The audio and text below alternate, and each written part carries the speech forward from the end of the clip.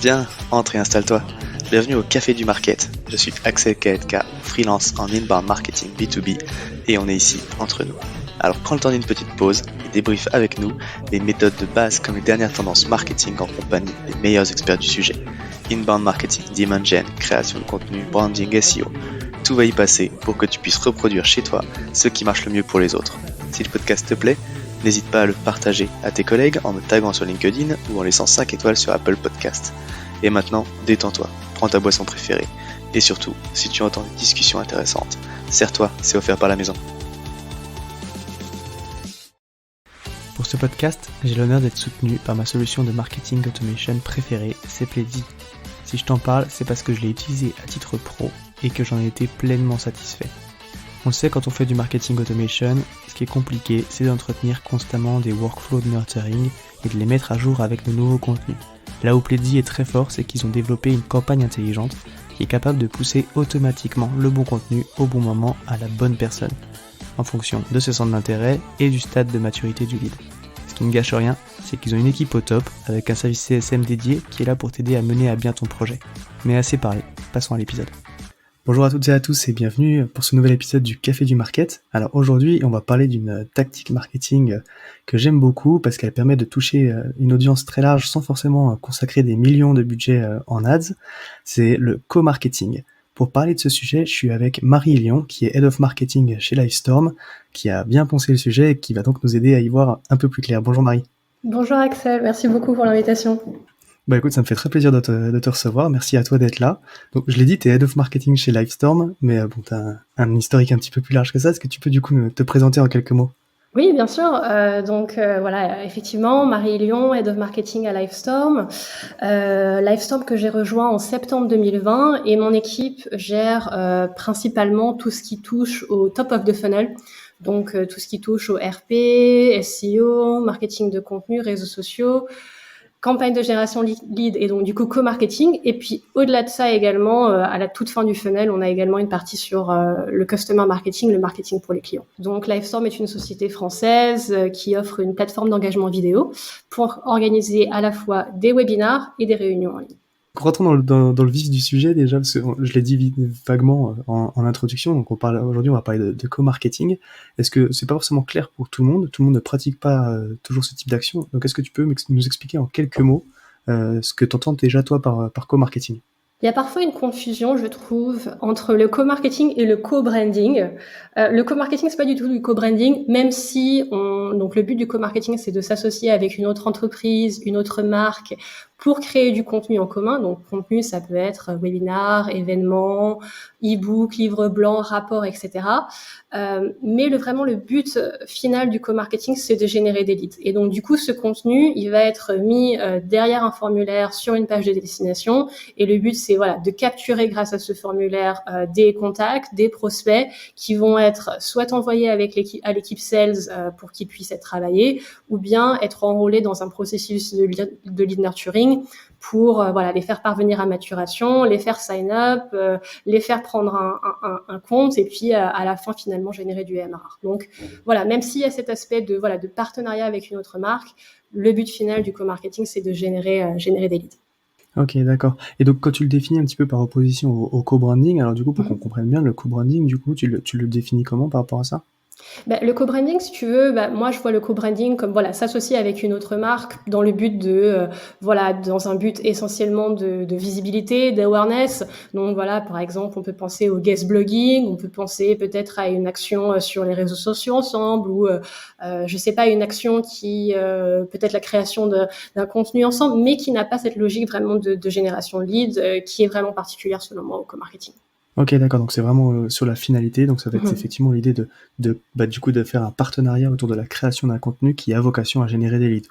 Exactement, exactement. Et donc vraiment pour bien faire du co-marketing, moi je dirais il y a 3 choses.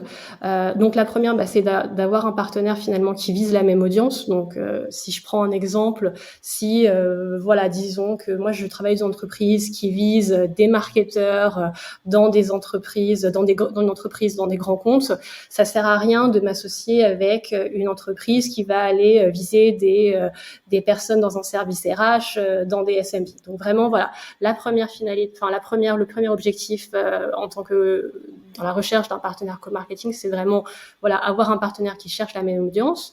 Le deuxième, c'est d'avoir un partenaire avec lequel on peut créer du contenu ensemble. Donc, si je prends un exemple, voilà, Livestorm, on est expert dans les webinars et les réunions en ligne. Par exemple, il y a quelques mois, on s'est associé avec Mention, donc le logiciel de monitoring des réseaux sociaux, pour trouver, et on a essayé de trouver ensemble une thématique qui met en avant nos deux expertises. Et on a créé un contenu, un webinar qui permettait d'expliquer à nos deux audiences comment utiliser les réseaux sociaux lors de la mise en place d'événements en ligne. Et donc, c'était particulièrement intéressant pour nos deux audiences parce que nous, on parlait de ce qu'on savait faire le mieux et Mention parlait de ce qu'il savait faire le mieux. Et donc, du coup, on a vraiment comme ça un contenu de qualité qui parlait finalement aux deux audiences. Et le troisième point, du coup, c'est d'avoir un partenaire qui puisse générer suffisamment de leads. Donc, si mon objectif pour ma campagne de génération de leads, c'est de générer, on va dire, 500 leads dans le premier mois de la campagne, il faut vraiment que je fasse très attention et que je pose les bonnes questions à mon partenaire et que je m'assure que vraiment il va pouvoir au moins générer autant de leads, sinon il y aura vraiment une déception. Si mon objectif c'est de générer 500 leads et que mon partenaire va en générer que 50, forcément l'objectif de la campagne ne sera pas forcément rempli.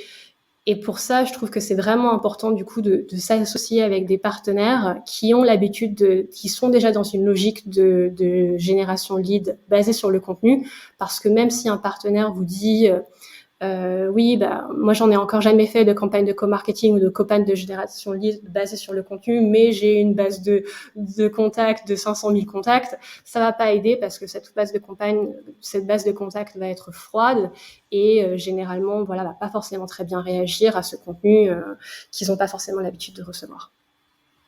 Ok, ouais, j'entends effectivement. Donc toi, là, tu t'insistes vraiment sur le choix du bon partenaire, parce que l'un des objectifs, l'un des avantages en fait du co-marketing, et c'est ce qu'on met généralement un petit peu en avant, c'est que du coup, en s'associant à une autre marque, déjà tu vas pouvoir produire un contenu de qualité qui va apporter deux expertises sur un même sujet, comme tu l'as dit, qui sont complémentaires. Donc forcément, tu vas bénéficier aussi de l'expertise de ton partenaire, mais c'est aussi un moyen d'aller toucher donc l'audience du coup de ton partenaire, une audience que tu n'aurais pas forcément pu toucher parce que c'est pas ta base, on va dire, tout seul. Donc effectivement, le choix du partenaire, il a de l'importance à la fois sur le contenu, et puis il faut que tu sois sur la même cible, sans être concurrent. Exactement. Alors justement, c'est une pratique qu'on l'a dit, que vous avez beaucoup pratiqué chez Livestorm. Chez Livestorm, vous avez carrément une page pour candidater aux actions de co-marketing. Donc, comment est-ce qu'on met, c'est quoi le step by step, on va dire, pour faire ce type de campagne-là de façon très concrète? Donc là, tu nous as parlé un petit peu du choix du partenaire, comment identifier le bon partenaire à la fois donc par rapport au sujet et puis on va dire à sa maturité dans le type d'action de génération de lead pour que ce soit vraiment intéressant pour toi. Et donc après, comment est-ce qu'on construit cette démarche-là? Oui, très bonne question. Alors pour le step by step, je dirais la première étape par laquelle on doit passer, c'est tout d'abord l'étape de recherche du partenaire. Pour rechercher des partenaires, généralement, ce qui aide beaucoup, c'est une recherche bête et méchante sur Google. Donc voilà, des entreprises, je sais pas, SaaS en France, des entreprises SaaS qui proposent des outils, on va dire, si on reprend l'exemple des marketeurs, qui sont utiles pour les marketeurs. Donc ça peut être une première façon de commencer à trouver des partenaires de cette manière. Ce qui marche très bien aussi, c'est peut-être de regarder la stack des clients qui utilisent déjà la solution. Et puis, ce qui marche très bien, c'est également d'aller chercher dans sa base client. C'est vrai que tu l'as dit, parfois c'est toujours un petit peu difficile de contacter une entreprise qu'on connaît pas forcément. Lorsque on identifie dans sa base client, voilà, un partenaire qui pourrait être intéressant pour cette action co-marketing, c'est beaucoup plus facile d'expérience d'aller les contacter parce que ils vous connaissent, ils connaissent le logiciel, ils connaissent l'entreprise, ils ont confiance puisqu'ils sont utilisateurs et déjà directement on a un petit peu un pied dans la porte pour amorcer un contact sur LinkedIn ou amorcer un contact par email. Donc une fois qu'on a fait cette première recherche de partenaire, après il faut se mettre d'accord avec le partenaire sur les modalités de la campagne. Donc c'est tout ce qui touche à la thématique, on en a parlé, la thématique qui doit être commune et intéressante pour les deux partenaires, la timeline de la campagne, donc c'est-à-dire quand est-ce qu'on va lancer la campagne, combien de temps elle va durer, et puis également le nombre de leads qu'on souhaite générer. Donc vraiment, moi je recommande de fixer dès le départ l'objectif finalement de la campagne pour chaque partenaire, et pour dire partenaire A, on s'engage à essayer de générer 300 leads, partenaire B, pareil, on va essayer de générer 300 leads, et à nous, on devrait pouvoir à la fin de la campagne avoir 600 leads. Et ça, pour que ça soit bien fait, moi ce que je recommande, c'est de faire finalement un petit contrat.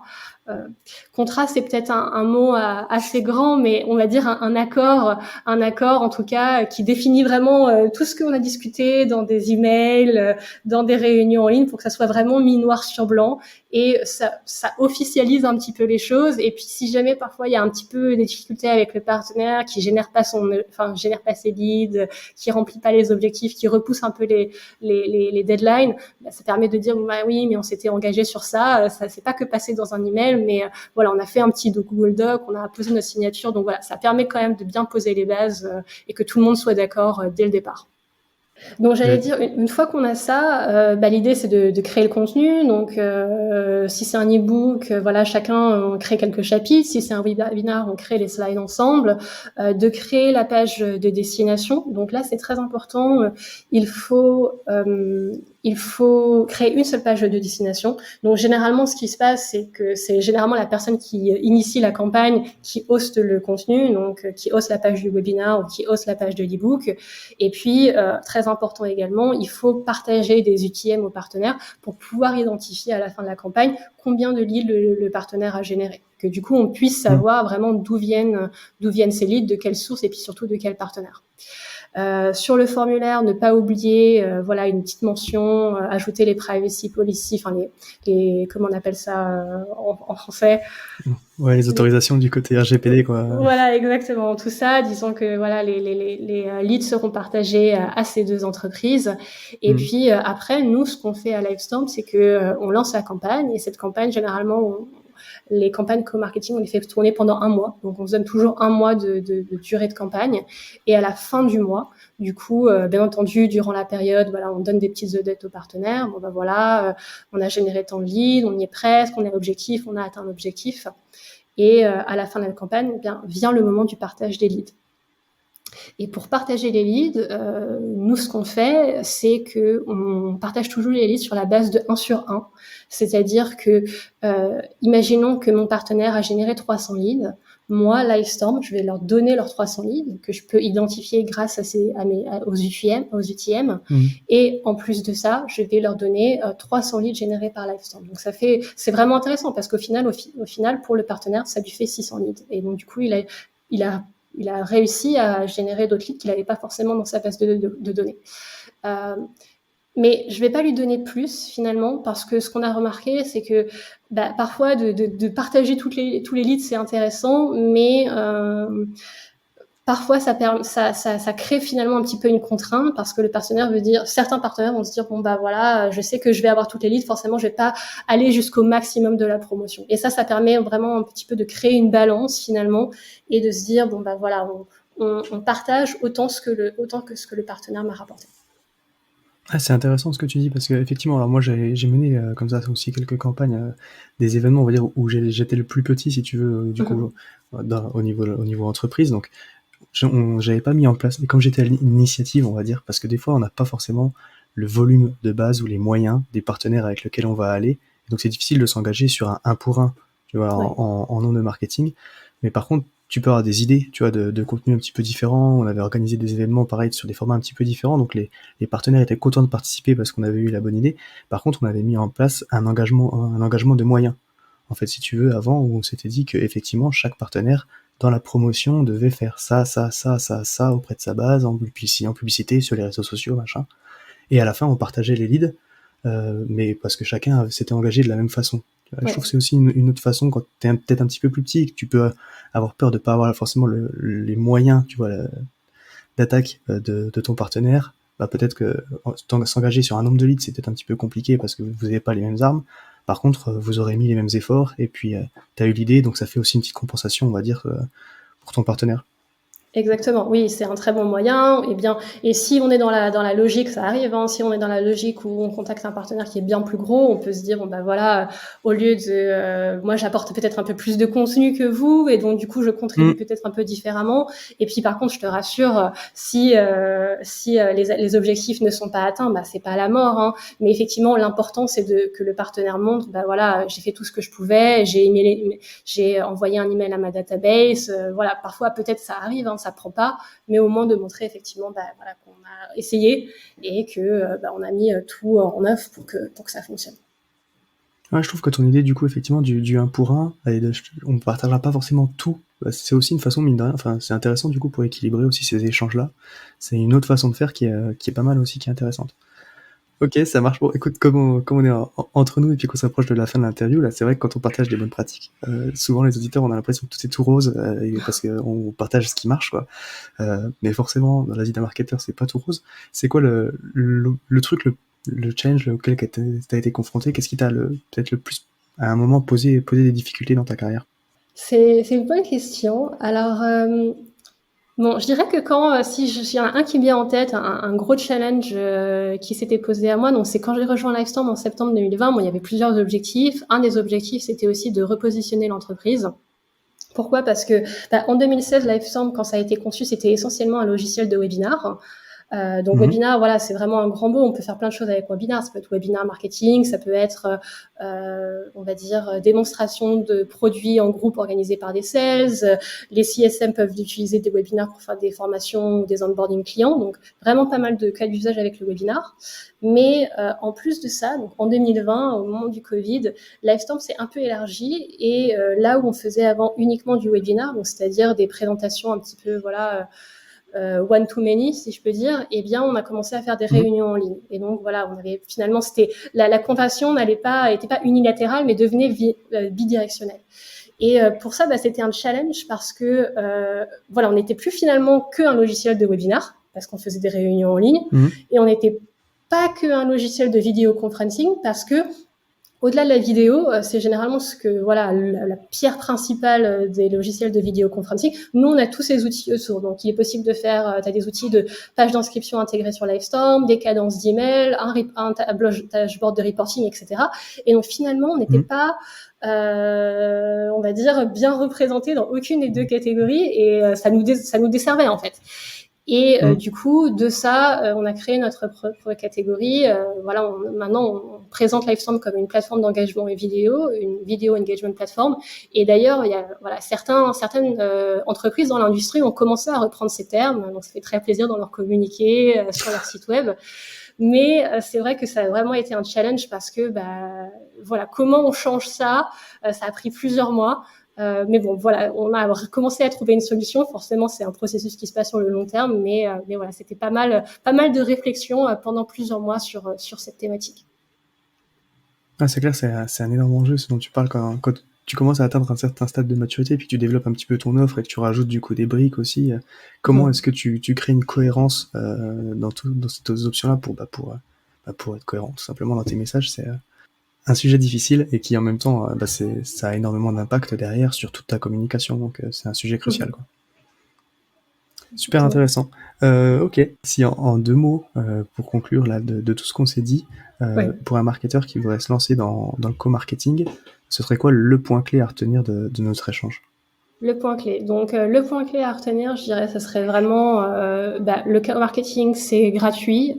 C'est une technique marketing qui a vraiment apporte énormément de choses parce que vous permet de de faire la promotion à plusieurs d'un certain contenu et puis finalement de taper dans la base de données d'une autre entreprise et donc du coup ne pas rester cloisonné à votre petite sphère d'influence. Donc ça permet vraiment de accélérer les choses en collaborant avec d'autres partenaires, ce qui est super intéressant.